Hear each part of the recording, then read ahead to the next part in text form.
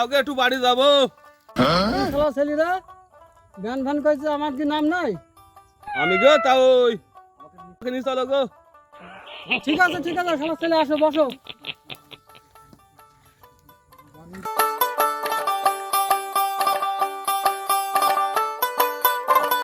তা ওই কোথায় গেছিলি গো? আমি তোমার মামিকে ডাকে আসতে গেছিলাম গো। যাই হোক, আমার একটু খুব শখ, হ্যাঁ হ্যাঁ। ঢাকায় এই ভ্যানে চড়ে আমাকে ঢাকায় নিয়ে যাইতে হবে, মাঝে উঠতে পারিনি গো। ঢাকায় তো পারবো গো, তো আমার তো গাড়ির বাতাস বেরিয়ে যাবে বাবু। বাতাস তো বেরিয়ে যাবে, বাসে চড়লে তো আমার বমি ওঠে। ঠিক আছে, চেষ্টা করে দেখবো নি, যদি পারি তোমাকে নিয়ে যাবো নি, আমার বাতাস যা বেড়ে তা বেড়াবে নি। তো ক টাকা ভাড়া দিবা না?